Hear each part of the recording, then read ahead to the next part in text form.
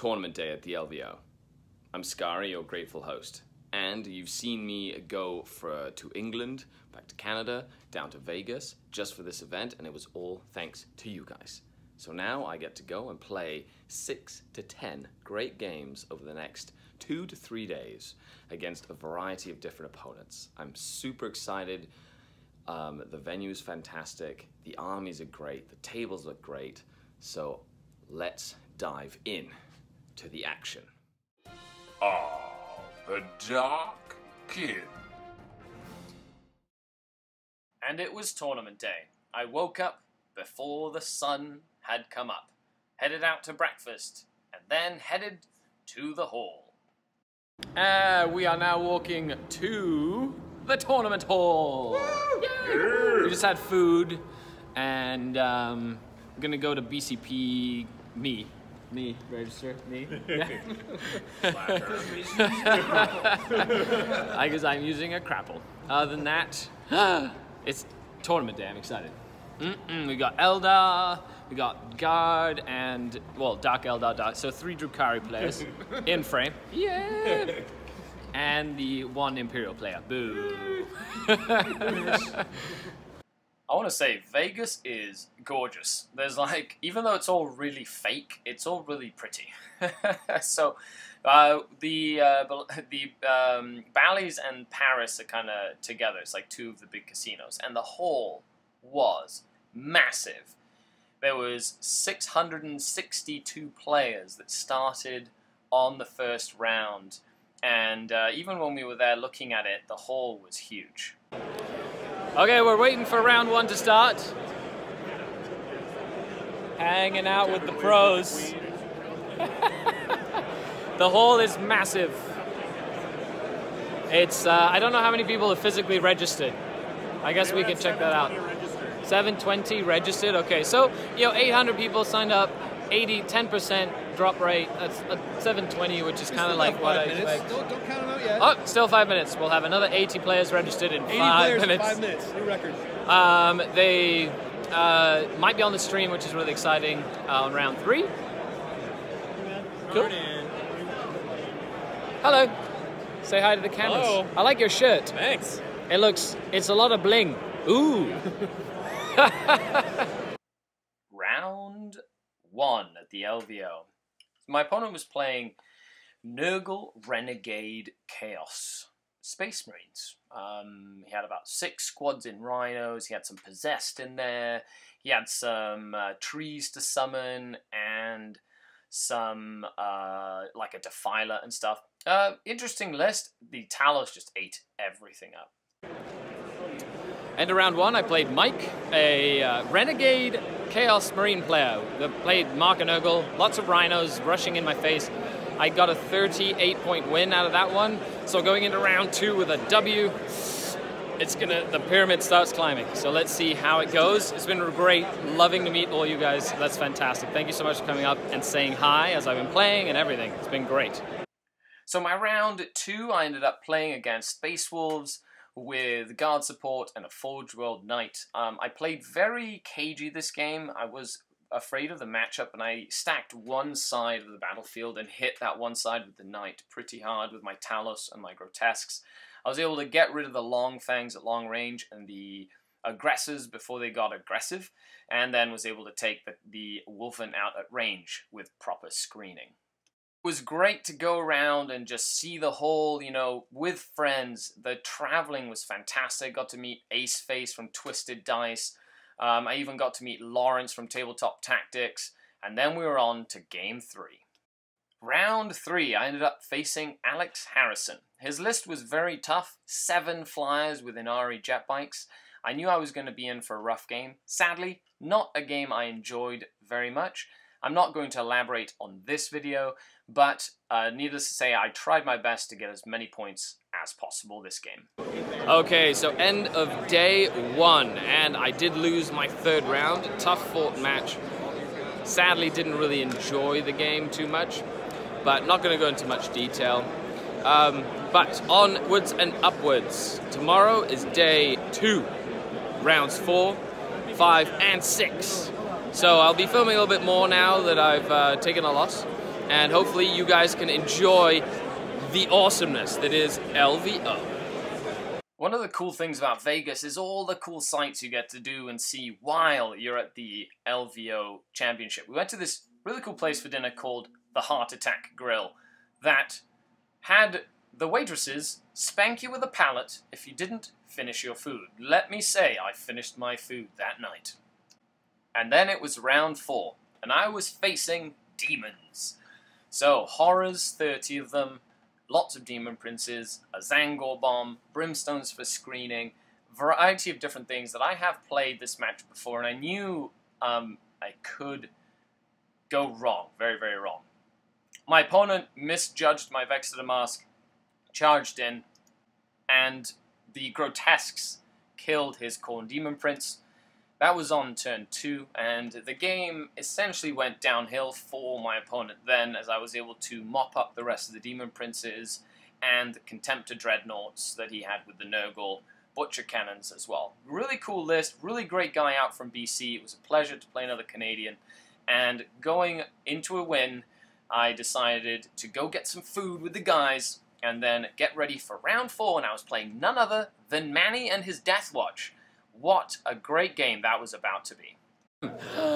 We're in line for breakfast on day 2. It was a good walk. Martin loves walking. And it's like $5 for a coffee. A little tiny coffee. American coffee, American caffeine. Yeah. Very expensive. Okay, so I'm playing against Thousand Suns and Demons. Man. You've got... I've got, you know, Yvraine, Catgirl, and all that sweet Yanari love. And Martin. Tau. Tau. You excited? You fancy your chances? Fancy my chances, not excited. Nobody ever gets excited about playing Tau. Even the people who play them. That's true. There's lots of dice rolling for no reason. Okay, so we'll be back. Well, I ended up playing Manny from the UK. He runs the Glass Hammer Facebook page and website, and he was running Deathwatch. His list was one of the scariest lists I faced all weekend. 40 optimized Deathwatch veteran units with a biker, a Vanguard veteran, 2 Terminators, and 6 other members with Stormbolters and Storm Shields. And this list just counters the toughness of the Talos and Grotesques so well. Combining that, he had 30 scouts in 2 different detachments, a Black Templar one and a Blood Angel one, and he also had 5 different Smash captains. Needless to say, this game was probably one of the best all weekend long. It was back, it was forth, it was up, it was down, it was everybody's game. Because of a few mistakes on me taking secondaries, Manny did end up winning, and he took about a 4-point win. It was like 26-22. With that, we move on to round 6. And it was round 6, and I'm playing a lovely chap all the way from Australia who came up for the game. He was also at CanCon, so lots of games in a short period of time, and he was running Tyranids. So 60 Gene Stealers, Kronos and Kraken, Swarmlord, Hiveguard, Broodlords. Generally what you would expect from a high aggro style Gene Stealer list. Now, anybody who's watched the channel has watched me play against Chris and against Dustin and their Gene Stealers, so I know the matchup relatively well. This allowed me to kill 60 Gene Stealers in the first turn of the game and then move in for the kill. Being objective 6, I was able to get the bonus point almost every game, meaning that it was a high point win for the end of the tournament. And with that, 4-2. Okay, it's the end of day 2. I'm here with Ace. Haha! Eventually, we meet. That's right. some good times happening. So we're in Paris right now, in Vegas. Paris, yeah. Paris in Vegas. Yeah. And we're gonna go get some food. Sounds Cheesecake good. Factory. Who knows that person? Stranger. Anyway, Ace, we'll see you in a bit, buddy. But thanks a lot. How do your games go? Good? Good, yeah. Better day today, yeah. So 3, 1 draw, and 2 losses. Fantastic. Not bad. Awesome. Anyway, we'll see you guys tomorrow. We'll be doing hauls and taking pictures of armies and stuff. So I hope to do a lot more filming. Best of luck to everybody in the top 12, actually. Yep. Yeah. Yep. Okay. We'll see. We'll find out tomorrow. It was really cool to go out in Vegas at night. You know, so many lights, the strip is lit up and down. We went to the Cheesecake Factory and had some delicious food there and dessert. And then ended up going back to the hotel. Woke up in the morning, going down to the hall. I decided not to play in any of the events. I just wanted to meet people, sit down, chat. There was a few podcasters that wanted to do some stuff as well. So it was really cool to just be there and have time to interact and socialize with everybody at the event. Sunday at the LVO. We've got the Long War doubles, the Kill Team tournament, the top 8 in full swing, the RTT small games. I decided to just stick around, take some pictures, do a walkthrough, so you guys can kind of see some of the cool stuff that's been happening at the LVO 2019. So I'm just rocking out. Hey, Nako, how are you, buddy? Hey. You're on camera now. Oh, wow. Whoa, say hi to the world. Hola. Hola. Kill Team. Yes. That's right. Super Pumped is like, good luck, Nako. Nako is awesome. He always comments on Twitch and everything like that. It's a fantastic guy. And it's been great. It's great. This is awesome. Everybody's still playing. Okay. And the walk around.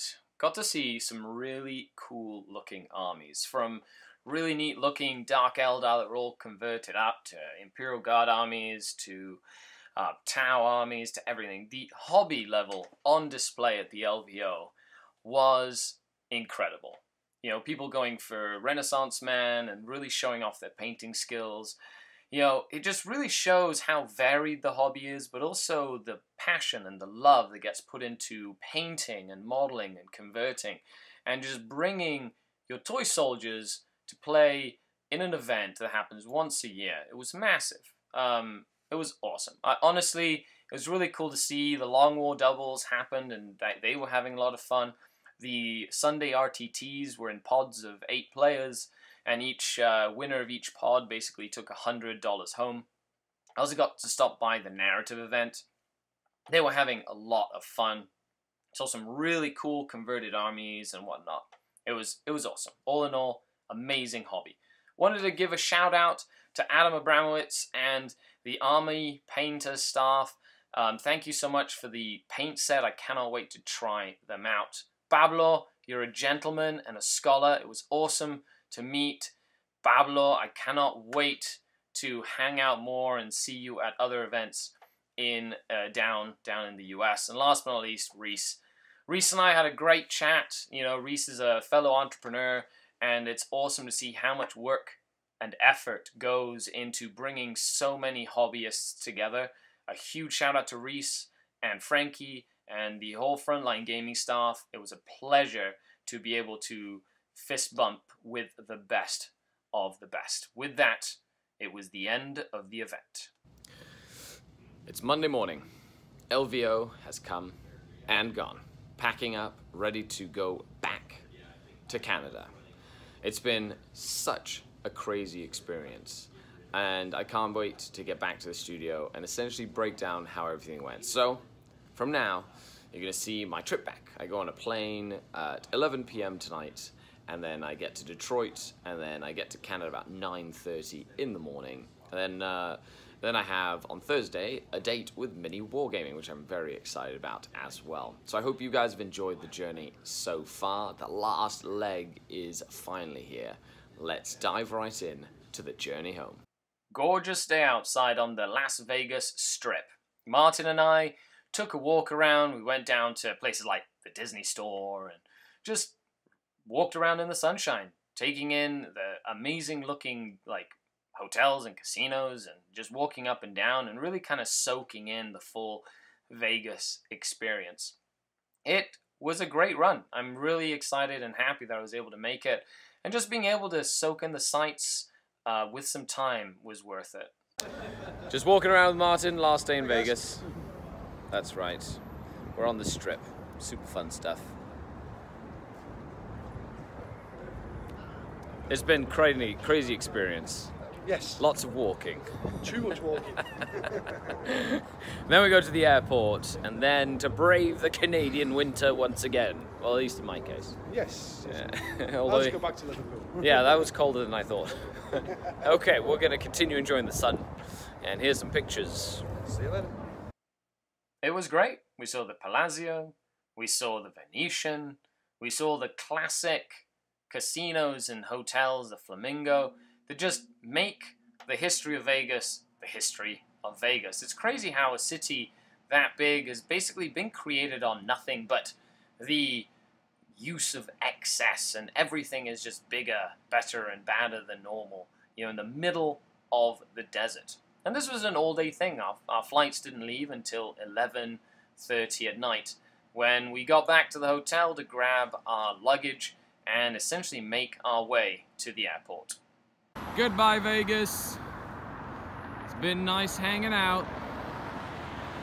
To be fair, I think that shot got it. And it's been great. Time to go to the airport soon. But look at that, it looks so pretty with all the lights. Yeah.